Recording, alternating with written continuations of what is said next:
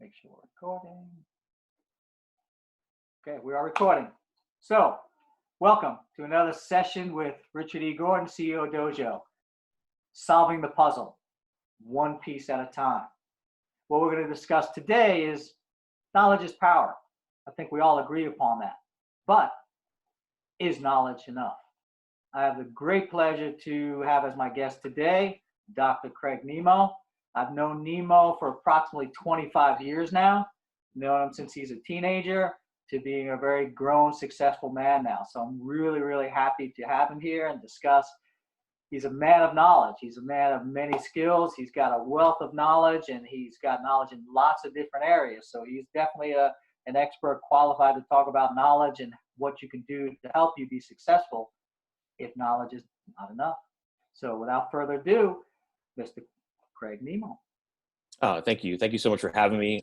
Always a pleasure talking to you. It's nice to be able to have these discussions, on this level. You've been such a big part of my life from when I was a kid to now, and to be able to talk as peers now is really a special thing for me. But yeah, I guess a little bit about me. I'm a chiropractor, nutritionist. We do a lot of wellness and a lot of different things in our office. Kind of dedicated my life to health and nutrition and just trying to figure out ways to make people live better, healthier, more fulfilling lives through various means. So I was really happy to get the opportunity to talk today. Yeah, awesome. And the fun thing always is when I do these sessions, I get a chance to talk to individuals before, we go on the air. And it's just an amazing conversation. So I'm really excited to get those recorded, get them out to people, and definitely reach out to Dr. Nemow about life in general and things he's going to talk about, because he's definitely a person you want to know, definitely a person that's going to help enhance your life in a lot of areas. So the question today is, knowledge is power. Dr. Nemow, do you think knowledge is enough to be successful and, more importantly, happy? Oh, definitely not. Yeah. So, there's so many examples you could think of, but just coming from a health and wellness standpoint, let's take weight loss, for an example, because we deal with that in the office a lot. It's not rocket science. Everybody knows how to lose weight. You eat a little bit less, move a little bit more, and just give it enough time, you're gonna lose some weight. You can look up a million different things, on Facebook, on the internet. You can watch a million shows, read a million books. And, what it really comes down to is what we just said. It's, if it's the right food for you, is it too much food? Is it too little? There's so much information out there that you get bogged down with. You kind of get frozen and get in a situation where you're learning. And a lot of people just never take action. They want to know all the ins and outs before they take the first move. And there is no knowing everything. You just got to start moving in the right direction. But that's probably the one that I see the most, in here in the office is weight loss. It just blows my mind, the amount of stuff people, they know. I talk to them and they're repeating back to me the things I'm saying before I'm saying it.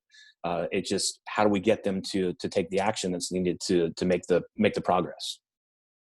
Yeah, and that's a key ingredient. So, and that's the thing that I get when I talk to everybody about the knowledge is the action. So knowledge in itself is good. You could be knowledgeable, but then it becomes the action. So knowledge without the action is just going to die. You're just going to be die a knowledgeable person. So then the trick becomes, and the key becomes, especially in your business, and you deal with a lot of people, is what level of knowledge or what do people need? What's the key ingredient to have people switch into the action stage? Is it more knowledge? So what do you think is the formula? Yeah, so definitely not more knowledge. There's a chiropractor in town, and I won't mention any names, but I get a lot of patients from this person who they've been to see this doctor, and they haven't gotten better and they haven't got the answers they need. But if you look at this person's credentials, they got the whole alphabet behind their name. They got the Doctor of Chiropractic and the AFPC and this certification and that certification.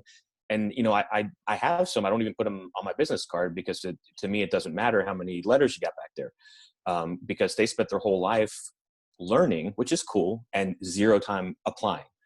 So they have really no life experience, no clinical skill. And it's the same thing with anything. If you're going back to the weight loss example, it's if you learn all these things. I know about the Atkins diet, and I know about the whole food diet, I know about the vegetarian diet, I know about the keto diet, and they all work for somebody.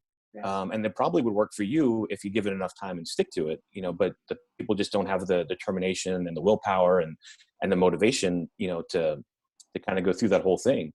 Um, it's, the answer is elusive. It's people, the thing is a little bit different for everybody.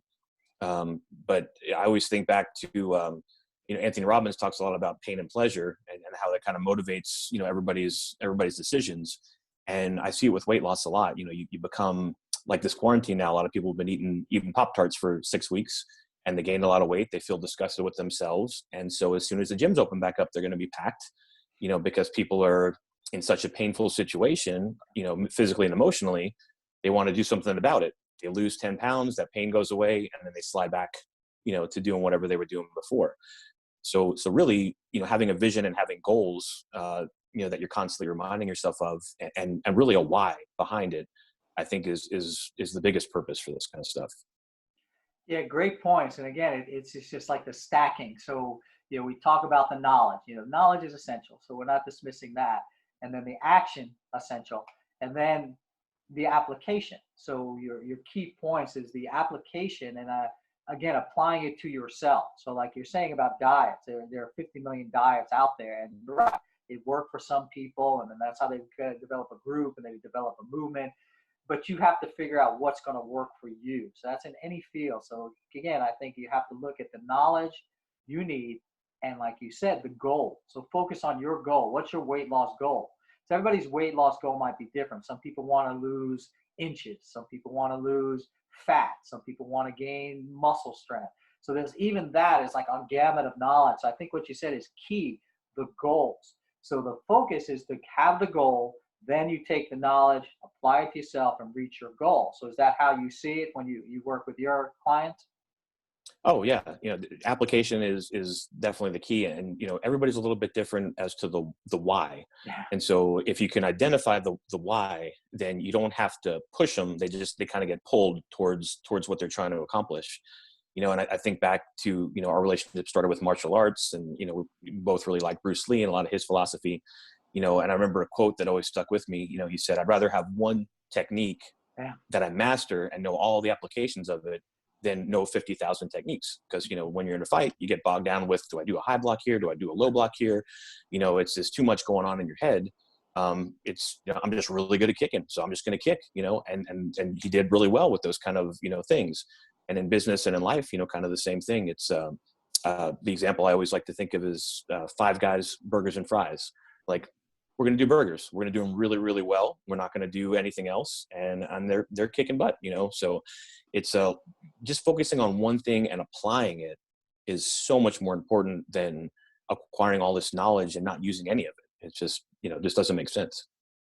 Yeah, I think that's a perfect example. And yes, Bruce Lee is definitely something that we have, totally in common. And I use his quotes all the time. And what I've been using is again, a famous one, and I've adapted it to suit a lot of needs. It's, be like water, my friend. It's a very famous, very cool quote. And so I use that a lot because it applies to what you're saying. And the way I look at it is that the water will always flow to its source. So it doesn't matter what gets in the way of water. And everybody's seen it. Everybody's seen water goes over rocks. It goes over curbs. It goes through leaves. It goes over branches. And it will even go through a rock if a rock is in its way. But the main thing is it just keeps focusing on its goal. So no matter what gets in your way, you're going to continue to go to your goals. I think that's the key on the knowledge. You hit it really good, is because more knowledge is not necessarily going to help you unless you need more knowledge to reach your goal. Like doctors, chiropractors need a lot of knowledge to master, even get proficient at the chiropractor skills.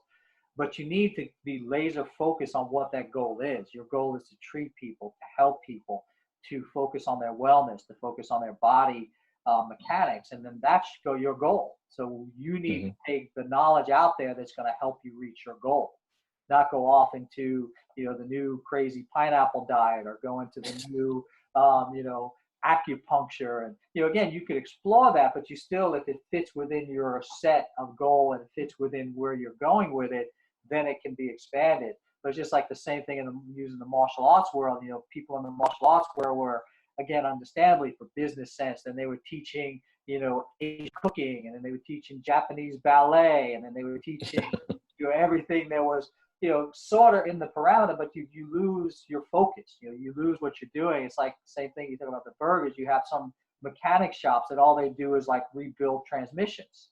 Mm-hmm. They can definitely do other things, but their focus and their knowledge is to continue to do transmissions the best, most effective way to keep your car on the road. Yeah. So yeah, I love your examples and love that. So in your world, your knowledge, how do you get your knowledge? How do you seek knowledge? How do you continue your knowledge expansion? Yeah. It's become a skill in this day and age with so much things available to try to narrow down the knowledge out there and figure out, who's full of crap, who's trying to sell you something, and really you kind of find those few places to draw your knowledge from that's, kind of a trusted source. So just looking at different places, but, there is always no substitute for experience, so the more you apply, just like your water example, the more you kind of adapt and learn, I tried this, it didn't work. I tried that, it didn't work. It's why doctors do residency, because they get that hands-on experience, or at least get to observe things, on a day-to-day basis that might come in. I have a student shadow me sometimes, and they have a zillion questions, and I try to get them kind of out of their head and more into kind of feeling and observing, and just kind of picking up on those cues. Why'd you do this with that patient? Why'd you do that? I don't know. I just felt that was the right thing to do. So even one of the big things with knowledge that gets lost is the feeling part, and the picking up on the emotions and reading things and reading people and reading situations. That just comes from, being observant, having a peaceful mind and kind of observing the situation, and not having any preconceived notions, and just kind of going with the flow, just like you said. Yeah, awesome. And it's great. It's always been great talking to you over all these years, but in that statement, you cover so many essential points, and it's just like a natural flow for you. So it's very cool. And, so talk about two of them. You talk about the experience, and, the question always comes to my mind, which I know the answer, but people, again, it's about what people need to hear. People try to negate experience. They try to get all the knowledge and read all the books and then just jump in the game. You might be able to cut out a level or two, but you're not going to be able to jump in the game. So we'll discuss that. Can you substitute experience? Can you alleviate experience by getting more knowledge, as some people would think? So your thoughts on that? Yeah. So yeah, absolutely not. I mean, there is zero substitute for that. And like you said, you don't want to reinvent the wheel. You don't want to, if you can read a roadmap and know that there's some pitfalls here and pitfalls there, that it helps you avoid some major problems by having that knowledge about those kind of things. But there's no way to get there without getting on the road and doing it yourself. An example with sports that always stuck with me is I saw an interview with Michael Jordan, who we talked about earlier. A lot of these kids, they're interviewing him, they're saying, "Oh my gosh, how do you do all these trick shots? And you spend hours and hours practicing all these trick shots." And he said, I never practice trick shots. He's like, I work on the basics, and I work on them day in, day out, all the time. And then when the situation presents itself, he just has such a command of his body and his skill, they just happen. And so same kind of thing with this. There's no way to get around, and there's no secret, out there and some seminar you can go to that's going to teach you all the skills. It's just kind of day in and day out, the grind and sticking with it. And then eventually, all these other things just kind of come about naturally. Yeah, great example. And I love that Michael Jordan. Yeah, because again, it comes back to the simple aspect. He had a goal. His goal was to get the ball in the hoop.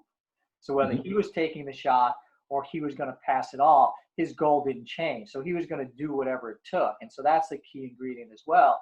One has to do whatever it takes to reach their goal. And I think people fall short of that. They think that they have the knowledge and they don't have to do the hard knocks. They don't have to do all of that. And you talked about another concept about, real world. So it's like a lot of terms people use, whether it's hands-on experience, real world, the school of hard knocks, street knowledge versus real world, lots of different terms for it, but it still comes back to the same thing, and I'm a big believer in that. I don't think you can negate the real world experience, whether it's learning lessons the hard way in your business or in your health or in your pursuit, because there's no path that's completely straight. If someone tells you, you can even look at Arnold Schwarzenegger as the ultimate, Mr. Universe. And I can assure you his health path wasn't like this his entire life. It's Right. not deviating, because I call it, I was telling, I use this term all the time. Some people know and some people don't, but I call it my fighting weight, so I don't Hmm. really deviate a lot from my weight, but there are times I have what I call my walking around weight, Yeah. and then I get back into, and what for me it is my diet. It has nothing to do with my fitness because I run every day. And so we know the correlation. You can be active, but if your diet's not in conjunction, you retain fat. So Of I have course. my like walking around weight, and then I get in my fighting shape. But I've never been, Hmm. and from my research, that you shouldn't always be in fighting shape. Professional No. athletes are not in professional athlete shape 12 months out of the year. Hmm. It's just not good for the body. Yeah. So with that stated, so your concept on the the street knowledge or the worldly knowledge, how does that apply with say the book knowledge, the school knowledge, the technology knowledge, and just for the people out there, I'm educated with certificates and degrees. Nemo's educated with certificate and degrees. So you always have to say that because sometimes people think it's a contrast to book knowledge. No, no, no. We're not No. saying book knowledge is not important. I'm just adding how important is that street knowledge. Oh yeah. I mean, it really, when it comes down to, I guess what they say, brass tacks, the street knowledge, like you alluded to, you have to have some level of knowledge for certain professions. I had to go to school to become a chiropractor. You can't just get street cred as someone who cracks necks. So, I had to do that. But beyond that, there's no substitute for the street knowledge. Yeah. Going and observing people who at the time I thought were better than me, or asking questions, doing things. The real world application of all this stuff is really where the success comes. So if no matter what, if you can't make a living off of it, or you can't get your knowledge across to another person, then you're not going to be very successful. I think about it I do a lot of seminars, and the seminars are usually pretty full and very successful. And that was not me as a kid. I was very shy, very introverted, very quiet. And it took a lot of practice and effort to get to the point where I think I put on good seminars and do good things. People coming to him now didn't see the hundreds of crappy ones that I did, where I was, shaking and I didn't know what to say and I was getting caught on my words. So a lot of times people see the end result and they don't see the path that got you there, and they think like, well, if I just do what Craig does, I'll be successful too. It's like, go ahead and try that. Yeah, see how that works. Yeah, so an interesting point. I use you as a lot of examples. I've told you this before, and when I coach and mentor people, and so I always use the example. And I was telling someone about finding a person's niche, and back in those days, with my classes were expanding, I needed help, and so I tried to let you lead a class, and it just wasn't your thing. You fell flat. You were very fluid, you were very personable, and then when you got in front of class, you became a completely different version of yourself because you were not comfortable. So I recognized that right away. And again, the beauty was you were willing to do it. You were willing to help me out. But I saw it as, okay, let me find your niche. And then I played with it, and I tried like a small group of 6. Nah, still wasn't your thing. Small Nope. group of 4. Nah, it wasn't your thing. So I dialed in that 2 or 3 people was your thing. And I get it because as a teacher, it's easier because you could reach people. It's more personal. You make eye contact. So I got it, but that was your specialty. Like, hey, Nemow, take these 3 people in the back and work with them. And Yes. that was your specialty because you again, and I get it too because as you know, I taught big groups and lots of big seminars.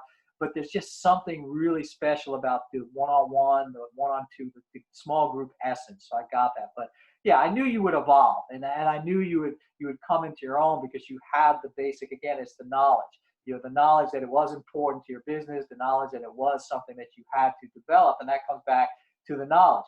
You realized that you needed the knowledge to be able to speak to a bigger group, to reach more people, to have more impact. It's just like this whole Mhm. video trend. A lot of people are like, oh, I don't do videos. I'm not video friendly.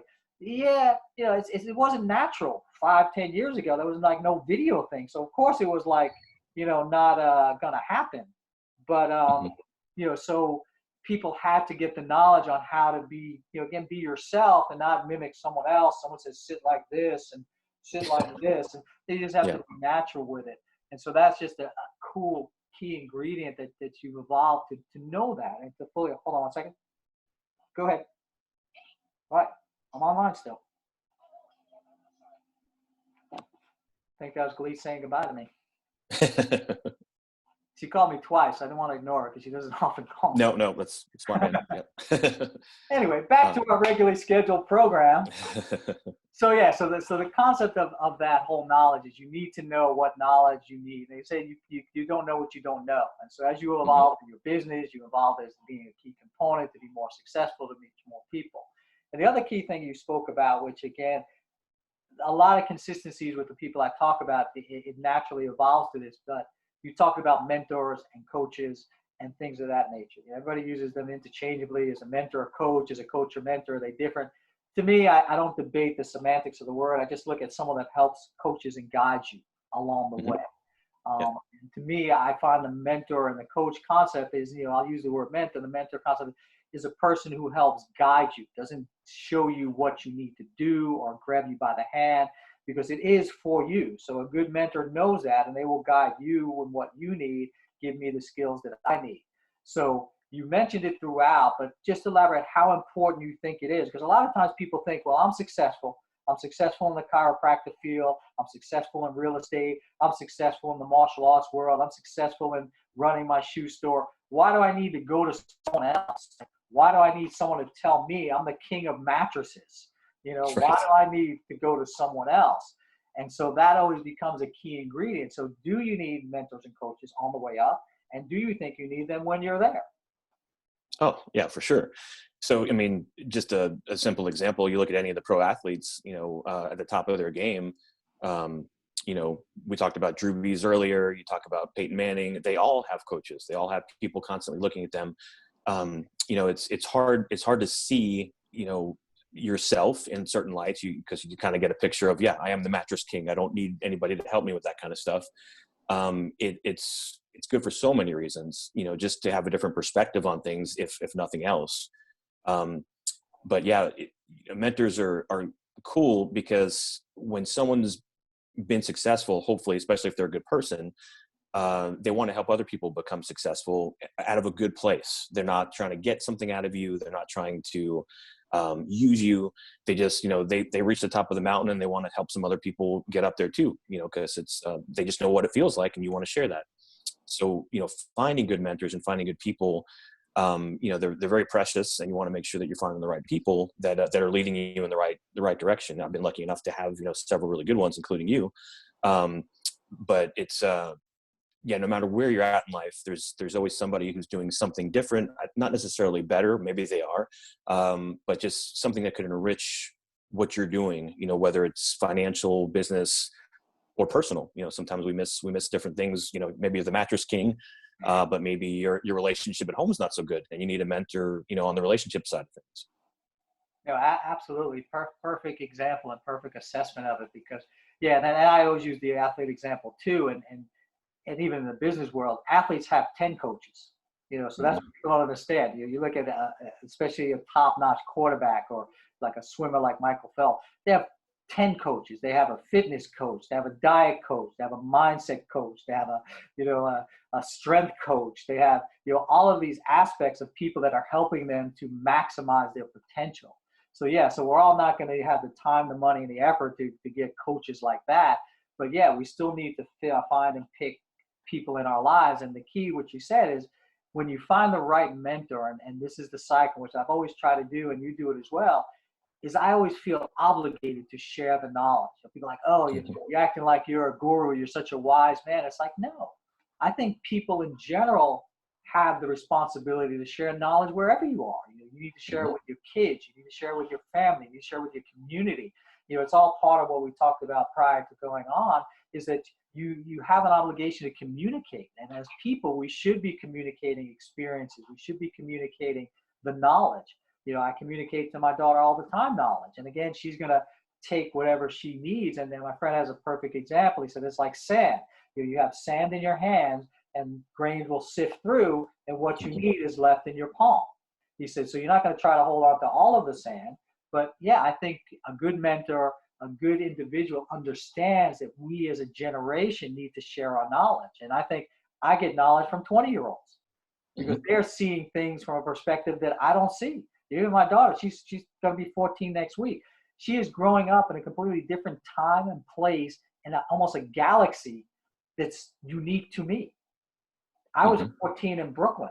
She's Yeah. 14 at the beach in Carlsbad, in a different world, in a different generation. So if I'm going to close myself off and think that she doesn't have any knowledge or perspectives or insight to share with me, then the cycle of the true knowledge is getting locked down. So do you see that as Mhm. being real important, that people continue to exchange knowledge at every level? I think it goes up, down, and sideways. Yes. Yeah. Good. Yeah. That's a great example. It's, you learn something from everybody and you learn something from every situation, whether it's what to do or what not to do. They're both really, really valuable.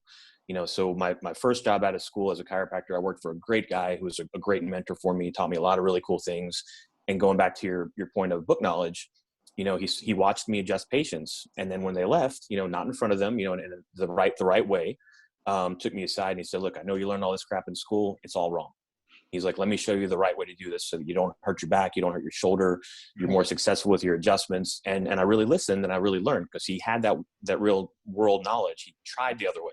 He tried it, he learned it didn't work right. He hurt himself a few times. He came up to a way to do it and he taught me, and he saved me a lot of time and a lot of problems by showing me and by me listening. My second job, I worked for this guy who was, just ripping people off and treating his staff really horrible and hired the wrong people and ran the business horribly, made a bad name for himself in town. And I learned a lot about that too. I learned how important integrity is. And I learned, not that I already didn't know, but I got to see really what happens when you don't have that, and how it's a short-lived, I didn't want to call it success, but he made a lot of money. And then he literally had to move out of the country because he upset so many people with all the crap that he was doing.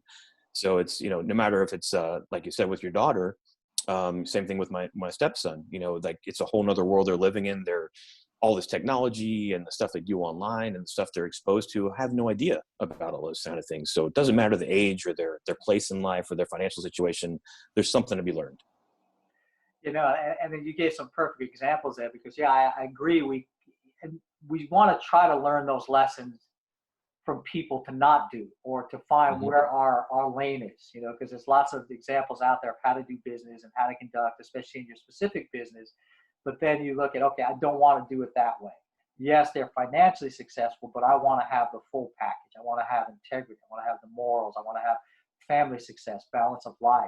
So that's where, again, the knowledge comes, because you can make those decisions and assess as you go along the way. So I think that's the key ingredient. And yeah, it's like the saying goes, and again, I'm not even sure where the saying comes from. I have to look it up now, but it's basically, it states, do as I say, not as I do. Mm-hmm.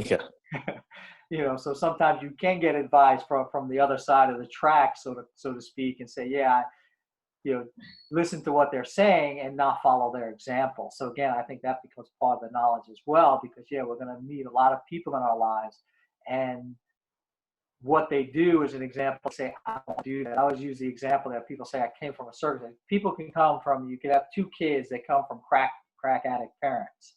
And then one child says, I'm not going to be a crack addict. I'm going to go to school, Mm-hmm. I'm going to get a job, I'm going to be successful. And then the other person is going to say, hey, this is my plight.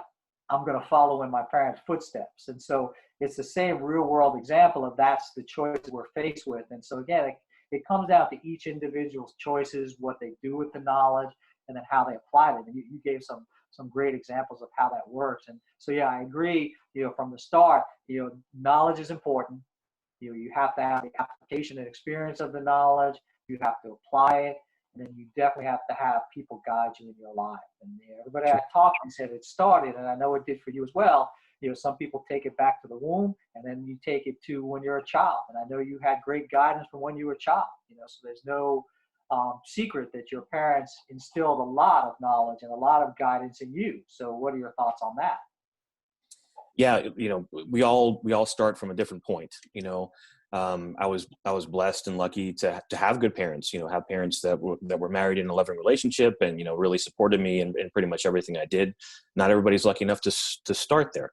Correct. So there's definitely different challenges to overcome. For other people, but like the example you gave, for everybody who starts off in a bad situation, you could point to thousands of examples of people who overcome those and become amazing, and other ones who have the victim mentality and become, this is just the cycle. And it's, I grew up here and I grew up did this, and I don't have a choice. It's just not true. It's just not taking responsibility for your life and for your actions.